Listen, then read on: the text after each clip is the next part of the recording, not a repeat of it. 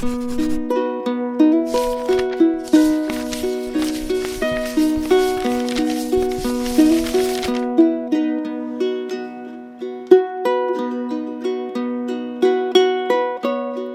beautiful advice we heard from the prophet Zephaniah in the first reading.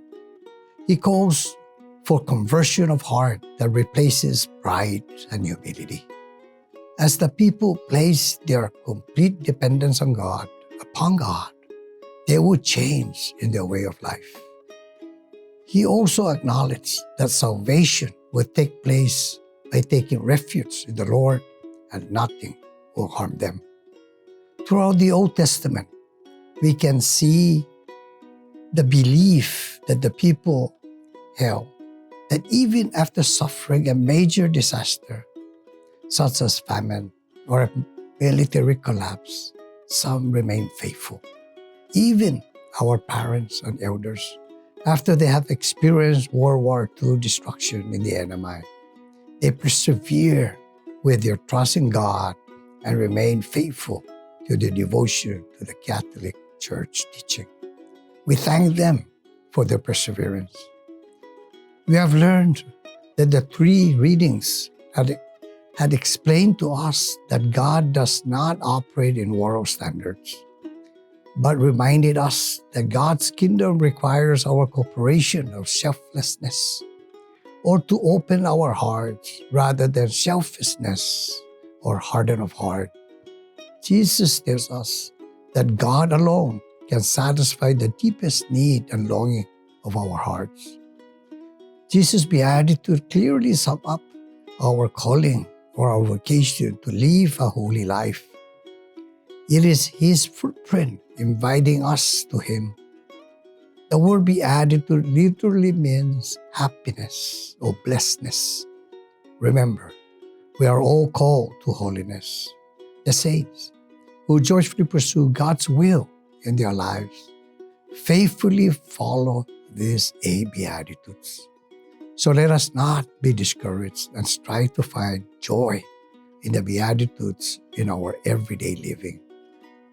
As Christ followers, it is our responsibility to live the instruction that Jesus provides us in the beatitudes. They are instruction that help us participate in the works of justice, love, peace, and compassion. Furthermore, when we act in accordance with the Beatitudes, we will receive God's blessing. Jesus called us to be actively involved in bringing about the kingdom of God on earth.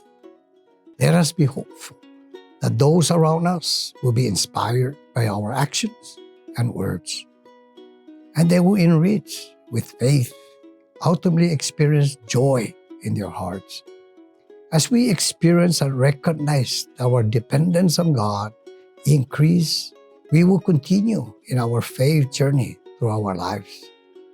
Joyfully, as we move forward this week and the coming months throughout the year, let's let go of our self-centeredness and experience God's presence in us with peace, happiness. Perhaps we know someone who needs to hear a message about hope.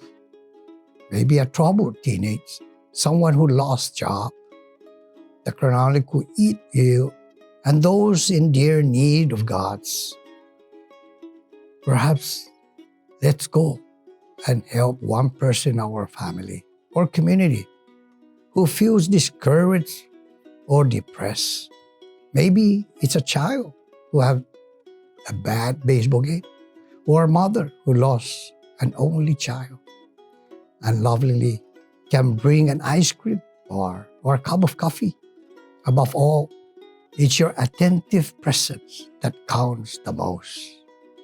Yes, Jesus is counting on us. May God bless us all.